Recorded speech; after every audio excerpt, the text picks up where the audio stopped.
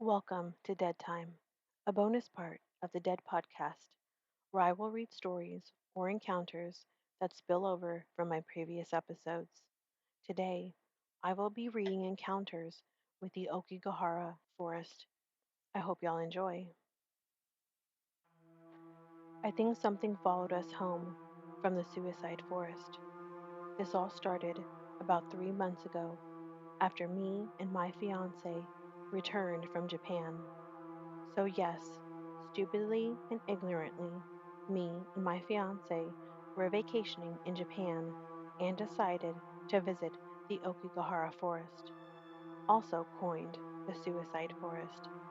We are both huge horror movie and horror culture buffs, and we're into all things remotely creepy.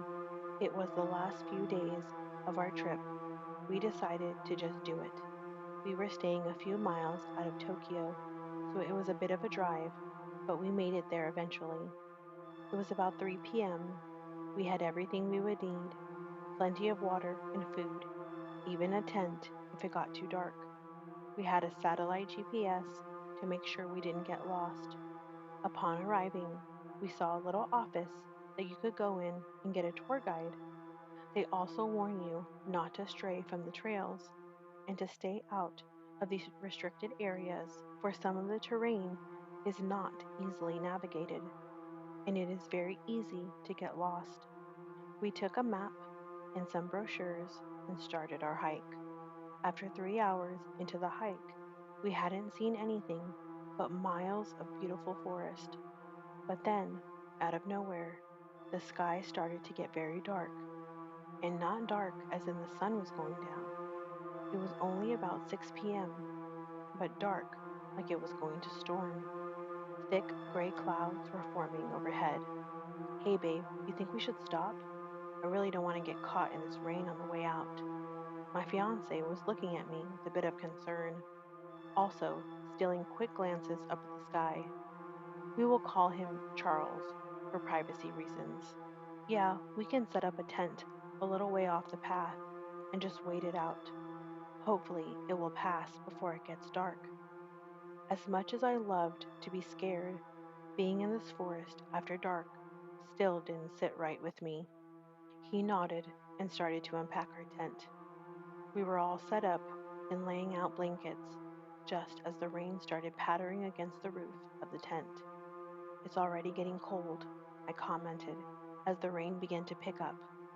About 4 hours had passed. I was exhausted and the rain still had not let up. Better yet, it had gotten worse.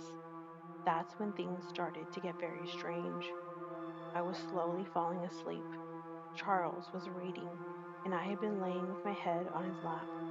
A loud crash made me sit up straight, knocking his book from his grasp. He looked at me with concern. Did a tree just fall? I asked, staring back with the same look of confusion. That's the only logical explanation that I could come up with. I don't know. He pulled the zipper down and shined our flashlight outside. The rain was still pouring down. There's nothing out there that I can see. He zipped the opening shut so water wouldn't keep pouring in. It stayed quiet for only a few seconds before we heard two more loud crashes, even louder than the first, like boulders crashing to the floor. Should we leave? I don't like being stuck out here all night. He was sitting closer to me now. I think he was just as scared as I was. Just didn't want me to know. I don't think it would be a good idea to try and leave at night. We could get lost. We should just try and sleep. I knew he was right, but I also knew that I wasn't going to be able to sleep. I laid in the tent for an hour.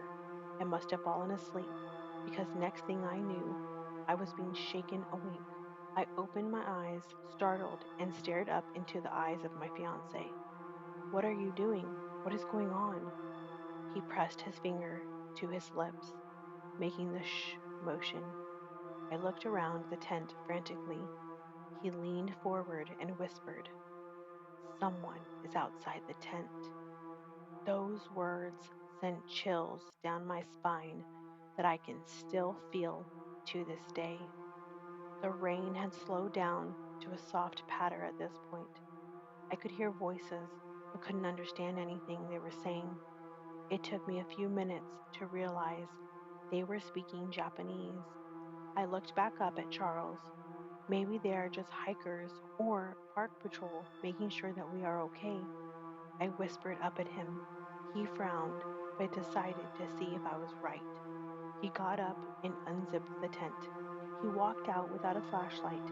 It was still pitch black out, which was weird because if my watch was right, it was almost 8 a.m. I must have slept a lot longer than I thought. Babe, what's going on? There's no one out here. When I peeked my head out, he was about 50 yards away, walking through the trees. The rain was freezing when it hit my skin. What do you mean, no one out here? I tripped out of the tent and dropped my flashlight. The light went out briefly, but slowly flickered back on. I wiped the dirt off my knees and went to stand back up. I know for a fact I heard voices. There can't be no. He was gone. Charles? I yelled, shining my flashlight through the trees. I could no longer see the beam from his light. Charles? I screamed his name with a bit of desperation and started walking in the direction that I last saw his light. I started to panic. It had been 20 minutes now of my yelling his name and wandering through the trees. I could barely even see the light from our tent anymore. At this point, I had tears streaming down my face. That's when I heard the sobbing. I swung my flashlight in the direction of the sound. There was Charles, huddled at the base of the tree. His shirt was torn and he was sobbing. I ran to him. When I got close, he started screaming at me, but he wasn't speaking English. I think he was speaking Japanese, which was impossible. Neither of us knew Japanese. His face looked strange. It was all distorted. His eyes were squinted, and even though he was sobbing, he was smiling. This eerie smile, and his eyes followed my every move. Charles, what happened? No response. Charles, what is wrong with you? What happened? We need to get back to the tent. I tried to take his arm, but he pulled away. After a few attempts, he followed me back to the tent, never saying a word. Honestly, he didn't say much of anything till we were all the way back in California, where I'm writing this. He seems normal during the days. He doesn't remember what happened. He never wants to talk about it either. But that isn't even what I'm worried about. It's the nights. He isn't him at night. At first, it wasn't that bad. I would wake up some nights and he was standing at the foot of our bed, motionless, just watching me sleep. He will eventually go back to bed on his own. I tried waking him once and he was hysterical. He wouldn't stop screaming. I would also wake up to him mumbling Japanese, which I still could not explain. Maybe he picked some up when we were there. He would usually stop and go back to sleep. Recently, it's been much worse. I wrote out everything that happened in order so it would be easier to understand. Monday night, I woke up to a slow, scratching sounds coming from the ceiling. When I turned on the light to see what it was, I heard something crash to the floor. Charles was lying motionless on his back on the bedroom floor. Above him, on the ceiling, were claw marks, scratched deeply into the ceiling. There is no way he did those himself, but I have no explanation. Tuesday night, I woke up freezing cold. Upon inspecting the room and walking through the house, every single door, cabinet, window, and drawer was open in the house, including the front and back door, and the garage.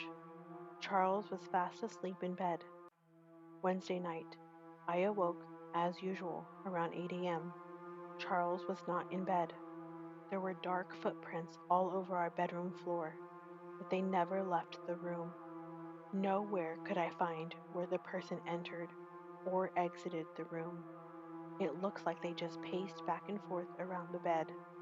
I later found Charles outside in our shed, covered in dirt. with no memory of how he got there or why he was outside.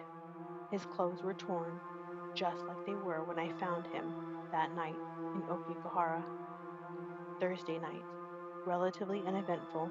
Charles woke up screaming for help, in English this time. When I looked at him, it was like for the first time in a long time, I was looking into the eyes of my fiance. But that was short lived. He almost immediately fell back to sleep and woke up with no memory of what happened. Friday night was the worst. I woke up because there was something scratching my neck. I tried to brush it off, but I realized it was caught. I quickly realized it was a poorly made noose. I screamed and took it off my neck. I reached for Charles, but he wasn't in bed. I walked the house looking for him. There were nooses hung haphazardly all over my house. All were made from the same thick red rope. Charles was standing in front of one in the middle of my kitchen, sobbing and mumbling in Japanese. Saturday night, Charles was sobbing in bed. He had scratched his neck completely raw. It was bleeding in some places and bruised. He couldn't stop scratching until I physically secured his hands. He woke up, told me he must have had some type of allergic reaction. I don't know what to do. Charles writes them off as me just having vivid nightmares and says he probably just sleepwalks, but I know something is wrong. I think something came back with us. That brings me to the end of Dead Time. Thanks for listening to the Dead Podcast. Please follow me on Instagram, Facebook, and TikTok at the Dead Podcast. Also, feel free to send in your stories, episode suggestions, or feedback at thedeadpodcast1 at gmail.com or send me a DM on Instagram. If you enjoyed this show, please rate and review the podcast on whatever platform you are listening on, and be sure to come back next week for my next episode.